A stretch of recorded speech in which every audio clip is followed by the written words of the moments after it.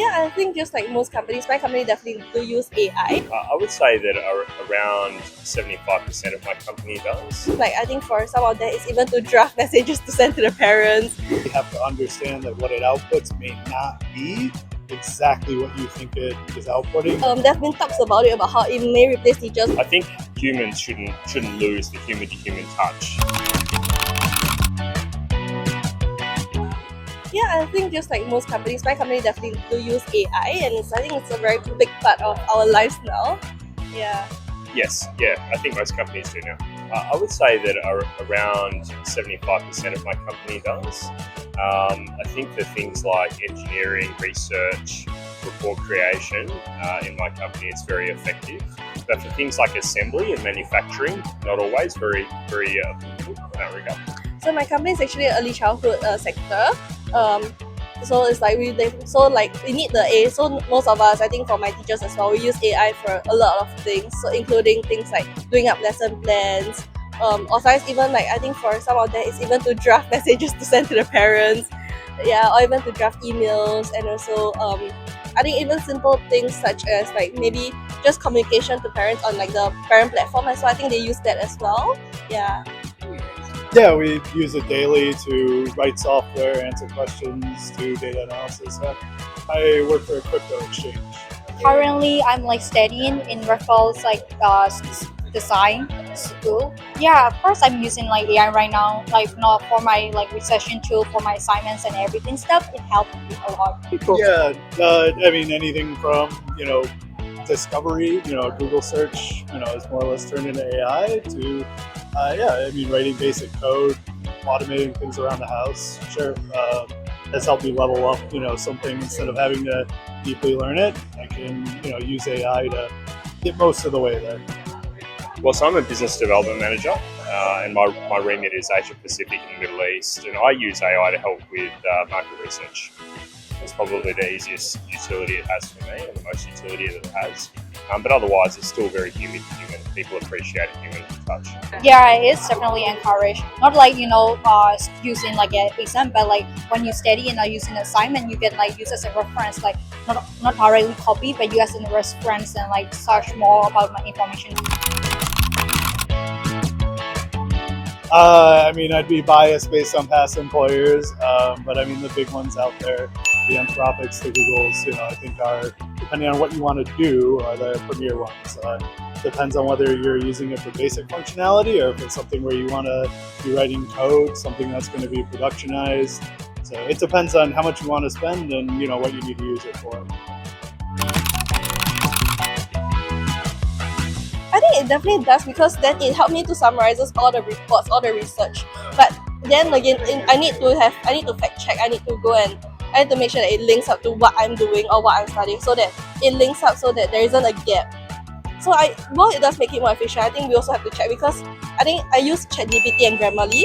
So ChatGPT, the thing is that their data is not the most. It may not be the most recent, so it's very important to check back with what I am to what I am currently like studying or to what I'm looking from my slides, from my lecture slides as well, and also like research reports. But then again, like whenever I want to, example, if I need a summarize a whole list of indexes or like reference list, then yes, I'll put it in. I said, hi, can you help me to combine all of this together?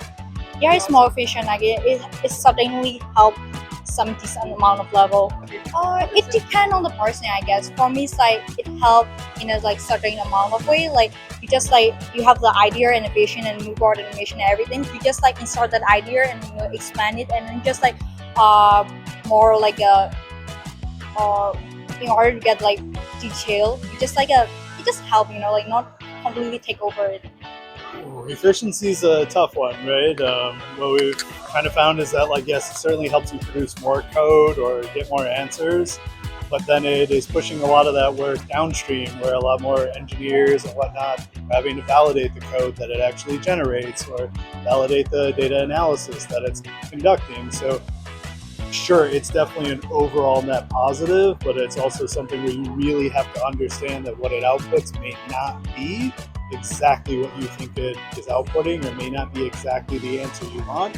And again, those are things where creativity isn't necessarily part of the process, in the sense that It's not necessarily going to create something new. It's great at making combinatorials of things, but it's not necessarily a net new. And so the creative process still needs to exist outside of helping it move you along towards effecting what you have pontificated. It can be more efficient, that's for sure. It can be more efficient to scrape a large amount of data and analyze it very quickly. It's much more capable of doing that than humans are, particularly if you want large amounts of data collection and analysis. It would take me ages to sift through the extent and find things, but an AI can do that a lot faster than I can.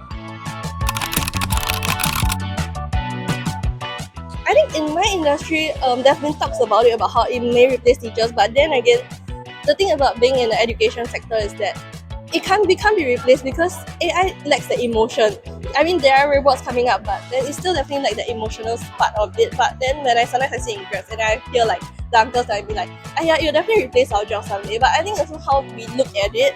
Like, it may replace certain parts of our jobs to make our life easier, but we should not look at it as a completely bad thing if we know how to really fully utilize it. I think that's also why the government's been coming up with a lot of the programs for us to upskill and benefit ourselves as well.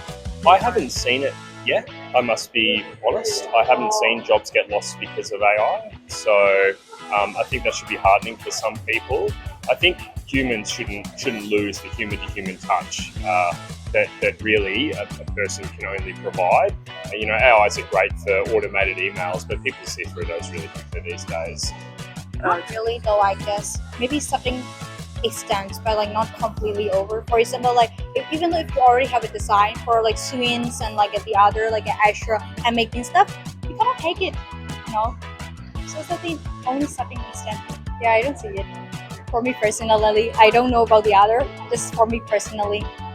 I think in the short term, there's definitely going to be pain, where we automate away certain things that can be automated, right? I mean, you go back to the same way with, robotic processes, and I mean, going all the way back to, the spinning jenny to make clothes and everything else, right? It's certainly every technology is both destructive and creative. I think there will be some short-term pain where people figure out, hey, these jobs may not need to particularly exist anymore. But I think that's going to create a whole host of new jobs, as well as things where like people don't necessarily want to interact with robots for everything they do. I mean, you see that through the arts, right? I mean, many people will have an artisan make them a shirt, whereas like a robot actually is a lot better and more efficient and cheaper to do it.